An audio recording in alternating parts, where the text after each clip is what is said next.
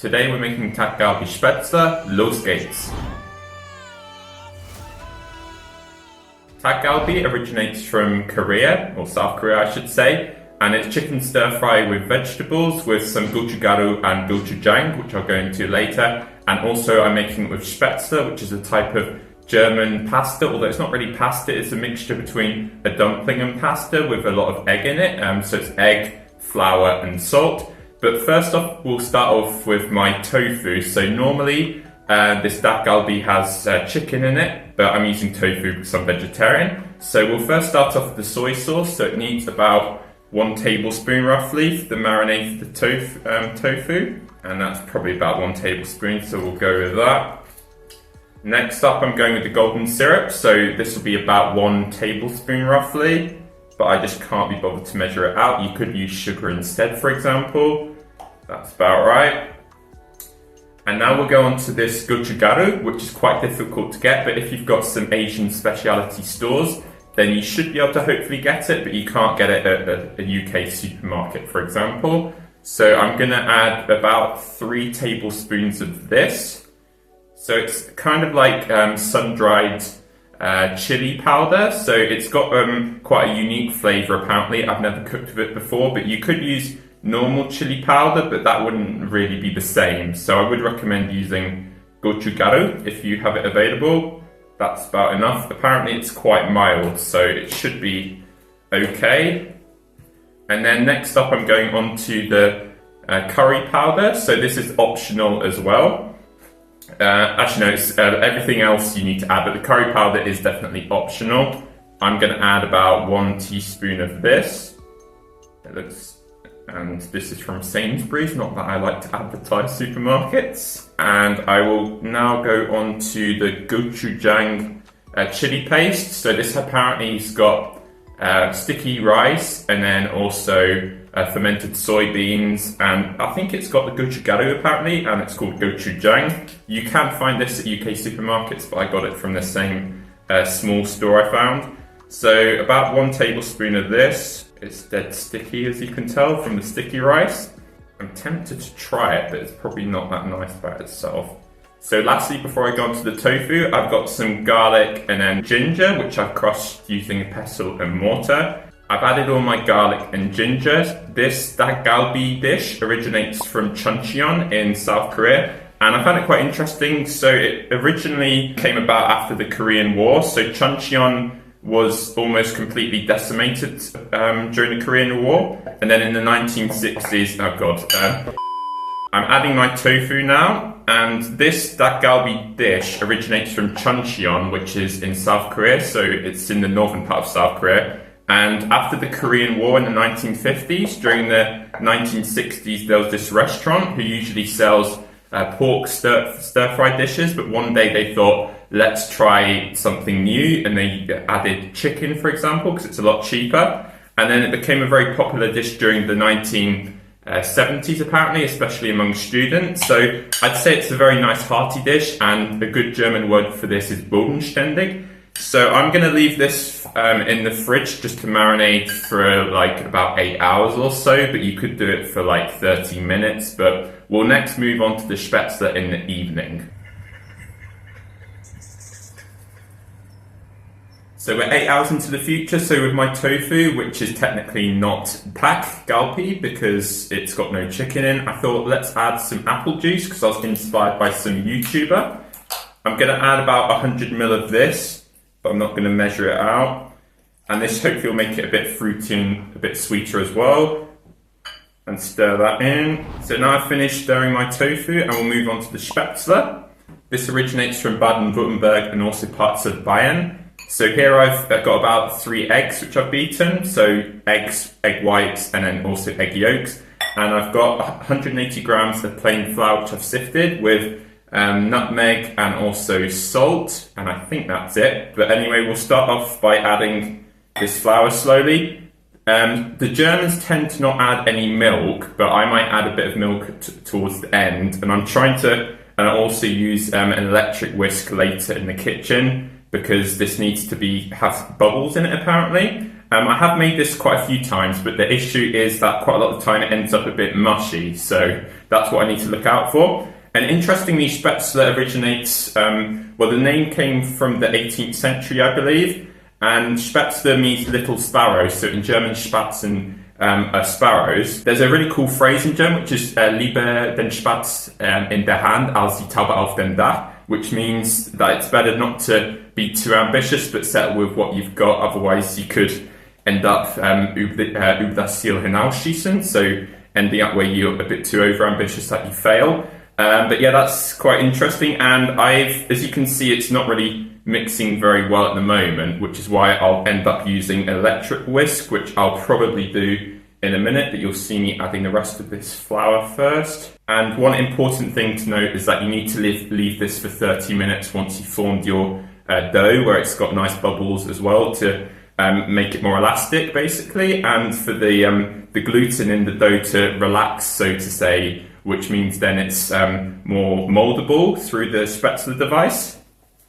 And this looks quite gross, but yeah, we'll carry on. And I'll just also add, you could add them the other way around. This recipe is a bit American, so they seem to do it the other way around in terms of adding the milk and then flour into the egg mixture. And I find it really dead annoying that they also use cups quite a lot of the time for these recipes for the quantities. Like, use grams like a normal person, like cups just to create unnecessary research, I find. But yeah, it looks quite good at the moment, but it's quite thick, which is why I'll probably add a bit of milk at the end.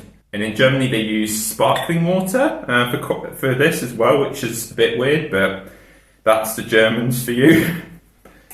And oh god, I've broken the whisk. So yeah, it's quite thick, this mixture, and I'm going to add a bit of milk, like just a tiny bit, because you don't want it too fatty, because otherwise then it'll end up where it becomes a bit mushy. But yeah, I'm going to go down to the kitchen and use the electric whisk, and you'll see what it looks like afterwards. So I've added 50 ml of milk altogether. It needs a bit longer to whisk, but it's a bit runnier now, so it's more the texture I want, but it might need to thicken up, so I might add a bit of flour as well. So it's kind of dark arts, this Spätzle.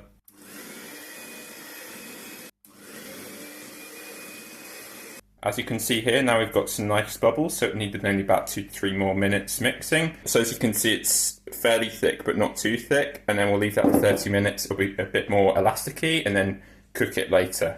So I've got my vegetables here, so I've chopped up scallions, which are quite similar to shallots, and then also carrots and savoy cabbage. I don't add cabbage to all of my recipes, so that's about 3/4 of savoy cabbage, and I'll have everything listed in not the show notes, but in the video description. So we're going to fry these for about 5 minutes roughly, just till they're soft, and yeah, I'll then add the cabbage and carrots.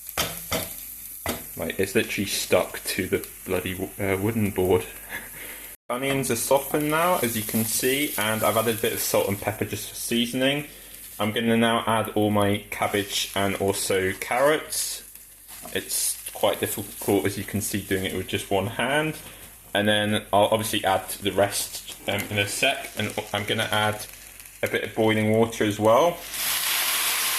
And I'm going to get it steam frying for about 10 minutes before I add the tofu mixture with as well with the marinade, and yeah, hopefully it'll be good. So yeah, and then we're going to cover this for about 10 or so minutes, hopefully, just so it softens and becomes a bit more tender before I add the tofu towards the end.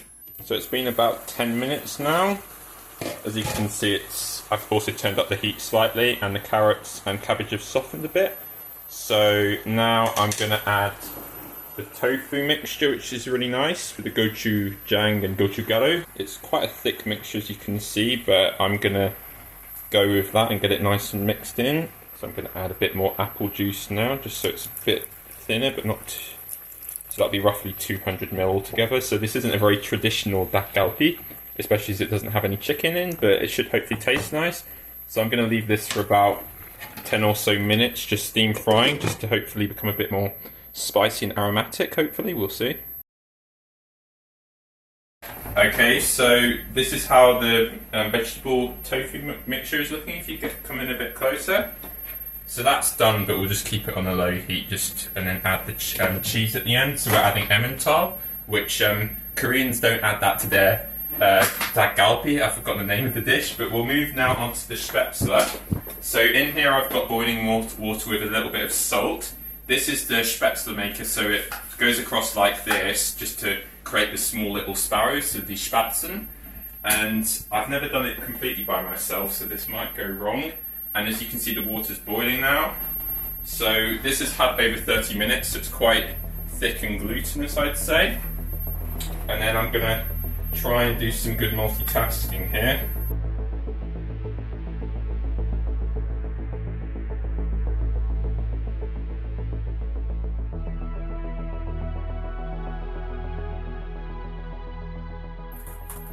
So it actually cooks dead quickly, but I'm gonna leave it probably about 2 or so minutes. The problem is you can see the first bit looks good because that's more like a Spätzle, but the other bit where I couldn't really go across whilst getting the rest of it out ends up a bit mushy, but it's pretty good, I'd say. So whilst that's doing that, I'm going to add my Emmental. This will probably be about 1 or 2 minutes, hopefully.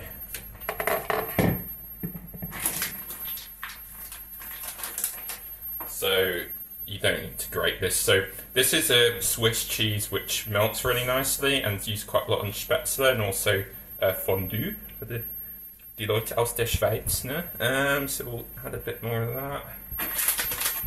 So this is my variation of Käse Spätzle, basically. Yeah, we won't make it too unhealthy. We'll stop there with the cheese. And then got this kitchen's become a bit chaotic. So I'd say this is about done. As you can see, it's been floating since the start, but as long as it's cooked properly, that's the main thing. And the Germans also use, apparently, like a chopping board sometimes, where they like lay it out and then cut with a knife as well. So that's the other approach you can use if you don't have one of these Spätzle devices for lazy people. Just give that a quick stir, and yeah, you can see that's boiling over. And then I'm just gonna then drain it, but you don't need to see that, and I'll show you the end result in a few minutes. So this is the deciding moment where everyone can't taste this apart from me. That's very tasty, and also it's definitely these like Korean chili. Sorry, Dad's tummy rumbled. So you definitely need the gochujang and the gochugaru.